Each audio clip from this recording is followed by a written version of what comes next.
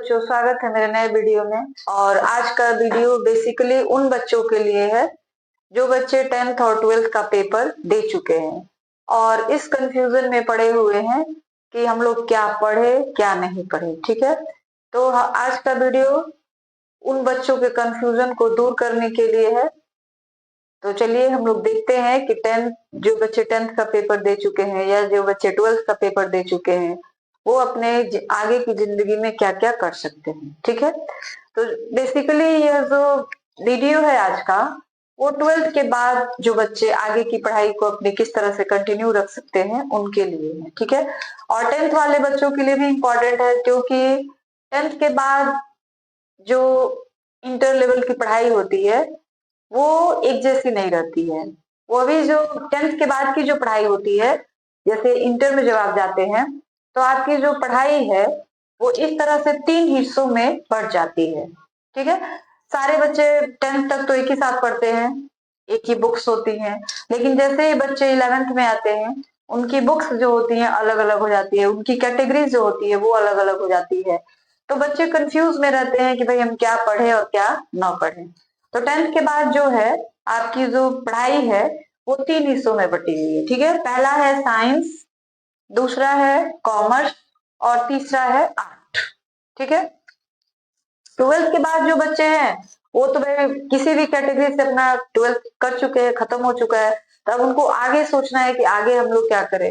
लेकिन 10th के बाद जो बच्चे हैं वो तो इसी में है कि हम लोग क्या पढ़े, साइंस पढ़े कि कॉमर्स पढ़े कि आर्ट्स पढ़े। तो देखिए, किसी भी सब्जेक्ट को लेने से पहले आप अपने घर का, फैमिली का जो बैकग्राउंड है वो चेक करिए और फिर अपने स्ट्रेंथ को पहचानिए कि आप क्या कर सकते हैं।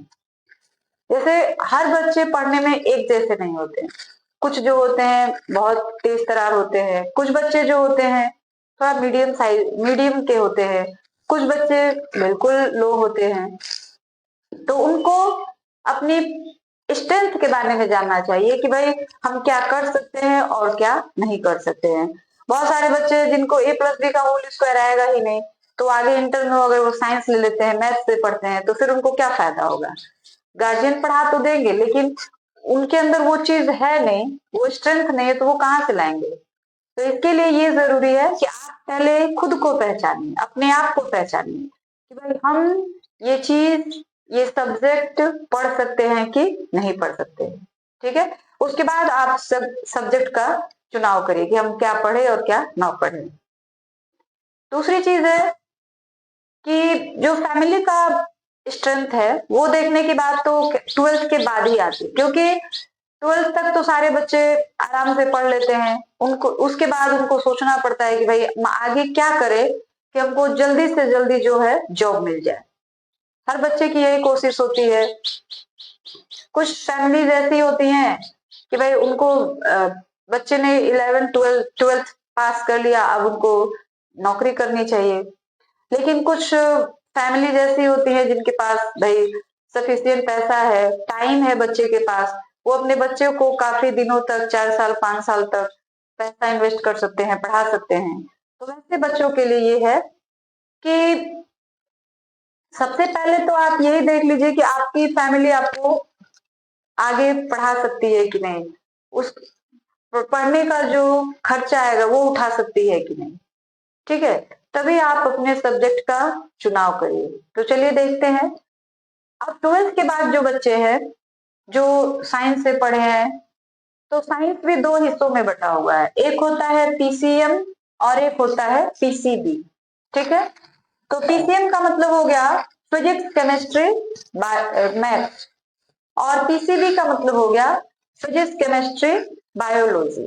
ठीक है, तो जो बच्चे 12th कर चुके हैं उनको तो भाई वो तो कर चुके हैं, तो जो PCM किया हुआ है यानी जो फिजिक्स केमिस्ट्री मैथ से पढ़े हैं उनके लिए इतने सारे ऑप्शंस हैं, और जो PCB यानी फिजिक्स केमिस्ट्री बायो उससे अपना इंटर कंप्लीट किए हैं उनके लिए इतने सारे ऑफर्स दिए गए हैं, इतने सारे सब्जेक्ट्स हैं। उसके बाद कुछ बच्चे कॉमर्स से अपना इंटर कंप्लीट करते हैं तो उनके लिए ये सारे ऑप्शंस हैं, और कुछ बच्चे जो है आर्ट से अपना कंप्लीट करते हैं तो उनके लिए ये सारे ऑप्शंस हैं। जनरली ये देखा जाता है कि भाई जो बच्चे तेज हैं, इंटेलिजेंट हैं, वो साइंस पढ़ते हैं, जो थोड़ा उससे बिलो होते हैं जनरली कॉमर्स पढ़ते हैं, और जो बिल्कुल ही बिलो होते हैं वो आर्ट्स पढ़ते हैं। ठीक है, तो अब जो बच्चे 12th का पेपर दे चुके हैं वो क्या क्या कर सकते हैं? जो फिजिक्स केमिस्ट्री मैथ से अपना 12th पास आउट करे हैं उनके लिए क्या क्या चीजें हैं? पहला तो है बीटेक, बीई, बीएससी, एमडीए, ये सारी चीजें हैं। तो जो बच्चे पढ़ने में काफी तेज हैं और उनका फैमिली जो बैकग्राउंड है वो भी काफी अच्छा है, उनकी फैमिली उनको सपोर्ट कर सकती है, उनके पीछे पैसा खर्चा कर सकती है, उनको अभी जॉब की इतनी जल्दी है नहीं, और जो बच्चे 75% से ज्यादा मार्क्स पाए हैं इंटर में, उनके लिए ये ऑप्शन है बीटेक। ठीक है, आजकल के दौर में बीटेक ही सबसे अच्छा है हमारे हिसाब से, वैसे आपकी अपनी अपनी इच्छा, अपनी अपनी मर्जी। तो कोई भी आप प्रोग्रामिंग करिए तो पहले फैमिली से डिस्कस करिए, उसके बाद अपने स्ट्रेंथ को देखिए कि भाई उसमें जो भी खर्चा आएगा आपका फैमिली उसको उठा सकता है कि नहीं। ऐसा ना हो कि आप ठीक है पढ़ने में तेज हैं और आपने वो सब्जेक्ट ले लिया जिसमें काफी पैसे भी इन्वेस्ट होंगे और टाइम भी लगेगा, और उतने टाइम तक आपकी फैमिली जो है आपको सपोर्ट ना कर पाए, तो फिर आपका बीच में ही डिस्टर्ब हो जाएगा। इसीलिए इंटर के बाद आप जो भी सब्जेक्ट का चुनाव करें वो अपनी फैमिली के डिस्कस से ही चुनाव करें। ठीक है, और दूसरी चीज ये है कि हर बच्चों का एक सपना होता है, हर बच्चे अपना एक एम बना के रखते हैं कि भाई हमको 12th के बाद यही चीज करना है। तो उस एम को पाने के लिए उनको पता होना चाहिए कि हम किस फील्ड में जाएंगे तो हमारा एम जो है हमको जल्दी से मिल जाएगा, हमारा जो लक्ष्य है वो हमको जल्दी से मिल जाएगा। और अगर आपने पहले से ही सोच रखा है कि हमको यही चीज करना है, ठीक है, तो फिर आपको पता भी होना चाहिए कि जो आपका लक्ष्य है, जो आपका एम है, वो आप कौन सा कोर्स करेंगे तो आपको मिल जाएगा। ठीक है, जैसे जो बच्चे इंजीनियर बनना चाहते हैं, ठीक है, तो उनके लिए तो सबसे बढ़िया है बीटेक। और बीटेक करने के लिए इंटर में जो बच्चे पास आउट किए हैं उनका 75% मार्क्स होना जरूरी है, तभी वो बच्चा जो है वो बीटेक कर सकता है। ठीक है, बीटेक करने के लिए आपको 2 पेपर देने पड़ेंगे, जेई मेंस और जेई एडवांस। ठीक है, अब उसमें जो बच्चे पास आउट कर लेते हैं वो इंजीनियरिंग करते हैं, इंजीनियर बनते हैं। लेकिन ये भी जरूरी नहीं है कि जो बच्चे 75% मार्क्स नहीं पाते हैं इंटर में वो इंजीनियर नहीं बन सकते हैं, ऐसी भी कोई बात नहीं है। ठीक है, उनके लिए ये है CUET का एग्जाम होता है, इसके थ्रू वो इंजीनियरिंग का कोर्स जो है कर सकते हैं, इंजीनियर बन सकते हैं। और बाकी जिनका 75% मार्क्स है वो आप जेई मेंस का पेपर दीजिए, जेई एडवांस का पेपर दीजिए और निकालिए, आप इंजीनियर बन जाएंगे। दूसरी है बीई,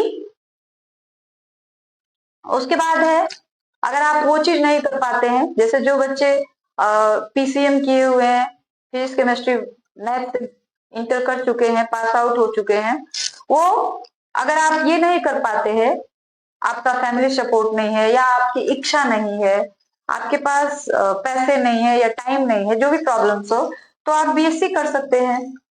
बीएससी किसी भी सब्जेक्ट से आप कर सकते हैं। बीएससी की डिग्री भी 2 तरह की होती है, एक होता है ऑनर्स की डिग्री और एक होती है जनरल डिग्री। ठीक है, तो ऑनर्स का मतलब हो गया आप किसी भी सब्जेक्ट से ऑनर्स कर सकते हैं, मैथ से, फिजिक्स से, केमिस्ट्री से, क्योंकि आपने जो इंटर आपका है वो आपने 3 ही सब्जेक्ट से किया है, फिजिक्स केमिस्ट्री और मैथ से, तो आप इसी सब्जेक्ट में से किसी एक को लेकर के आप बीएससी कर सकते हैं। तो किसी एक को लेकर करेंगे तो उसमें भी 2 तरह की डिग्रियां दी जाती है, एक ऑनर्स की डिग्री दी जाती है और एक जनरल की डिग्री दी जाती है। ठीक है, ये बीएससी जो है 3 साल का कोर्स होता है जिसको हम लोग कहते हैं बैचलर ऑफ साइंस। क्लियर, उसके बाद आता है एनडीए। एनडीए जो होता है इसका जो एग्जाम होता है यूपीएससी के थ्रू होता है, और जो पीसीएम वाले बच्चे हैं, यानी जो फिजिक्स केमिस्ट्री मैथ वाले बच्चे हैं, वो भी इस एग्जाम को क्वालिफाई कर सकते हैं, दे सकते हैं। ठीक है। उसके बाद है पीसीबी।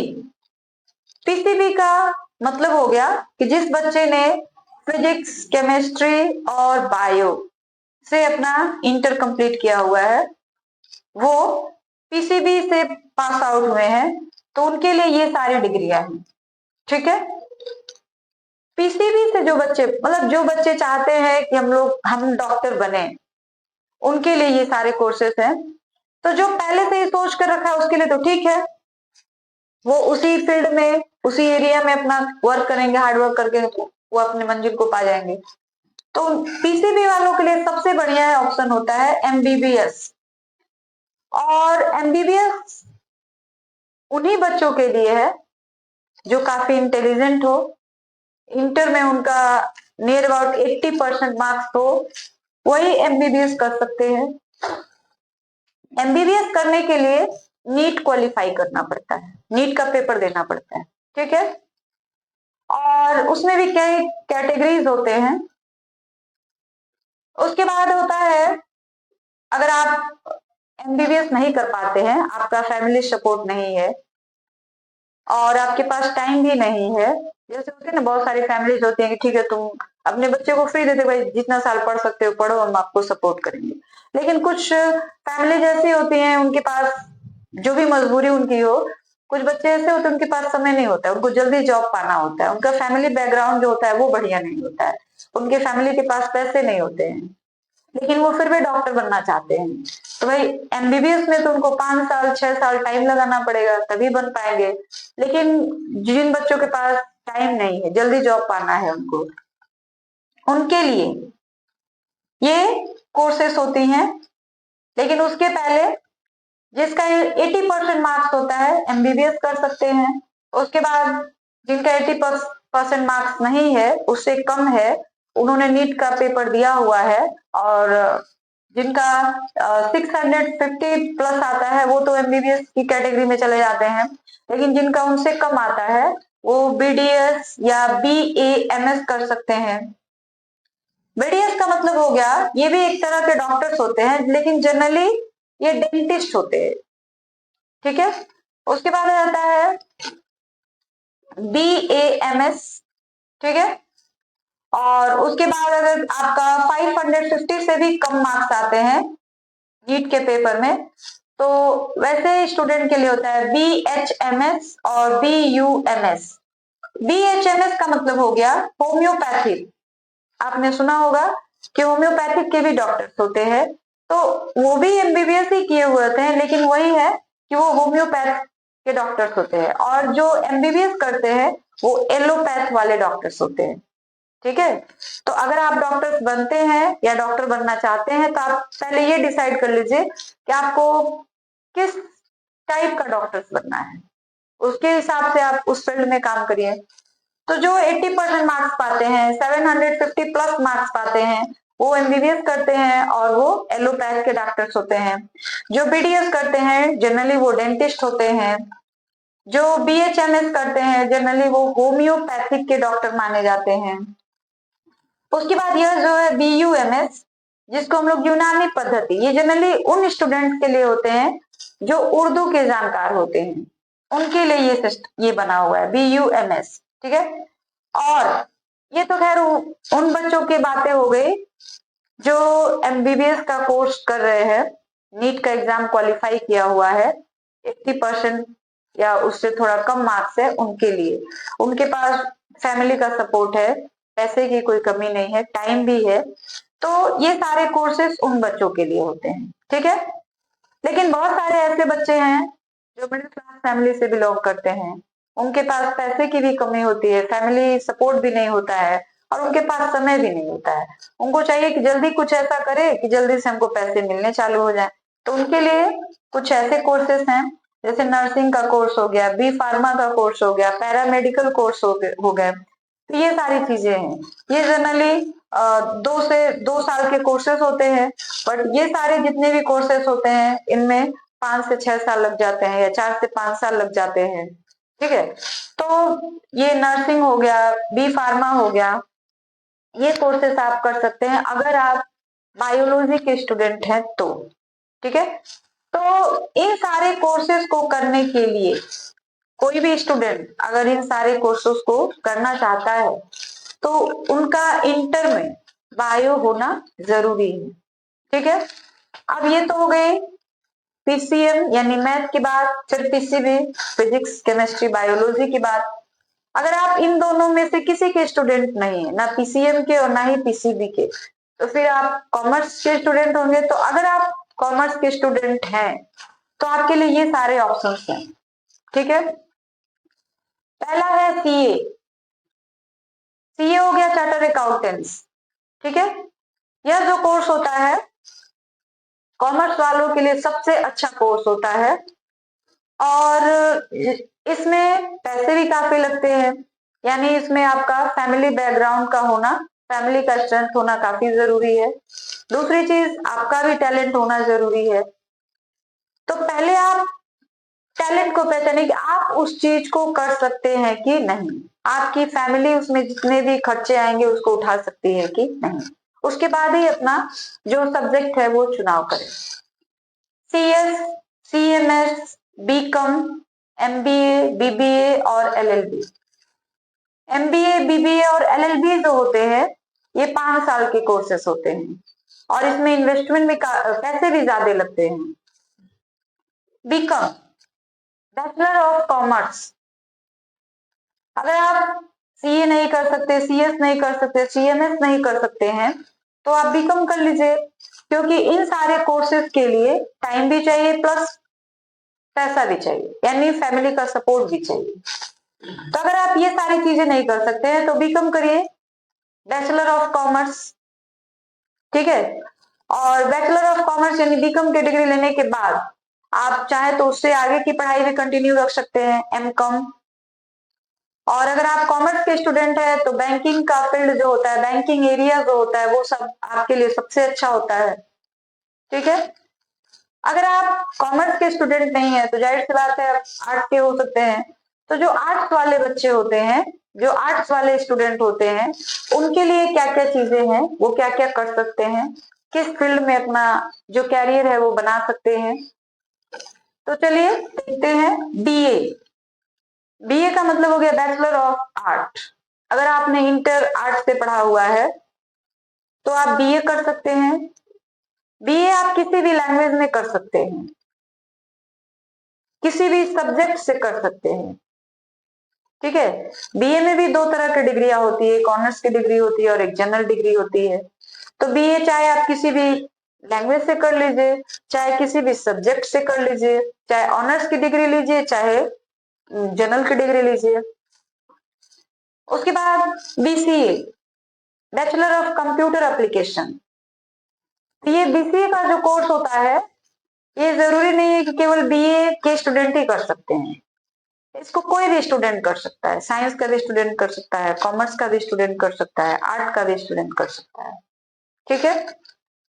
उसके बाद है BHM bachelor of hotel management.